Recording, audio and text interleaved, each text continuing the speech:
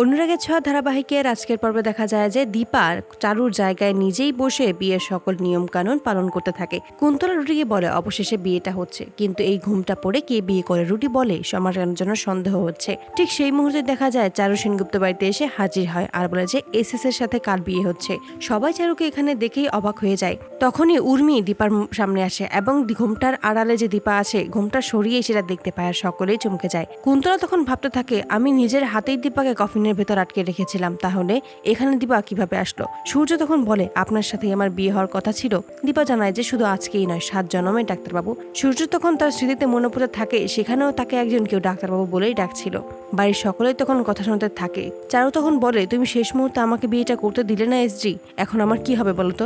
দীপা তখন চারুকে বলে নিজের বর থাকতেই অন্য একজনের বরকে যদি বিয়ে করতে চাও তাহলে সাক্ষ্য স্যারের কি হবে।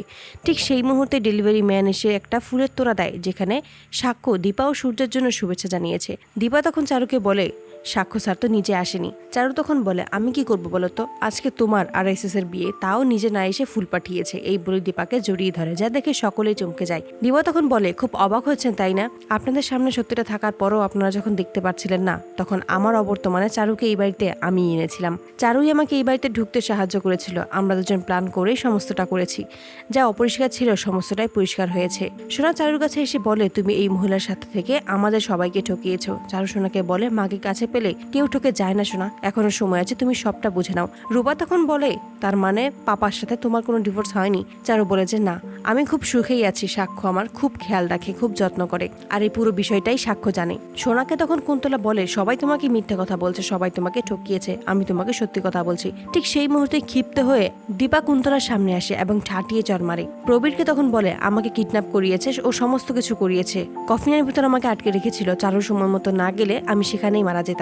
ধীরে ধীরে তখন চারু ও দীপা যা যা করেছে তার সমস্তটাই সবাইকে খুলে বলে। উর্মি বুঝতে পারে সে ধরা পড়ে গেছে, সে আর পালাতে পারবে না, তখনই ক্ষমা চায়। প্রবীর তখন উর্মিকে বলে ওরা যা বলেছে ওই সমস্তটাই সত্যি। দীপা বলে শুধু তাই নয়, ওরা কুন্তলার সাথে হাত মিলিয়ে দিনের পর দিন ডাক্তারবাবুকে ভুল ওষুধ খাইয়ে গেছে। ডাক্তারবাবু যেন কখনো সুস্থ হতে না পারে তার জন্য এমনটা করেছে। সোনা তখন উর্মিকে বলে যে তার মানে তুমি এতদিন বাবাকে অসুস্থ করে রেখেছিলে। দীপা তখন কুন্তলাকে চেপে ধরে। কুন্তলা বলে আপনার কাছে কি প্রমাণ আছে। চারু তখন বলে আপনাদের সমস্ত কিছুই আমার কাছে রেকর্ড করা আছে, আর এই প্রমাণগুলোই যথেষ্ট আপনাকে জেলে পাঠানোর জন্য। কুন্তলা ভাবে সে ধরা পড়তে পারে না, তাই লাঠি নিয়ে দীপার কাছে এগিয়ে গেলে দীপা কুন্তলাকে প্রতিহত করে জিতে যায়। তখনই কুন্তলা পালানোর চেষ্টা করলে বাড়ির সবাই কুন্তলাকে ঘেরাও করে ফেলে। সোনার কাছে এসে বলে তোর মাকে জীবিত রেখেও যে মৃতভাবে বলেছিল তোর বাবাকে যে মাটির নিচে পুঁতে রেখেছিল তার সমস্তটাই করেছে ওই রুটি। এই রুটি আমাদের মাঝেই আছে, ওই ডরথেই হচ্ছে রুটি। এতে করে সবাই অবাক হয়ে যায়। রুটি তখন পালিয়ে যাবে, ঠিক সেই মুহূর্তে দীপা হাতে আগুন নিয়ে রুটির কাছে এসে রুটির গায়ে আগুন লাগিয়ে দেয়। রুটি চিৎকার করতে থাকে, রুটির নকল চোট টেনে খুলে ফেলে,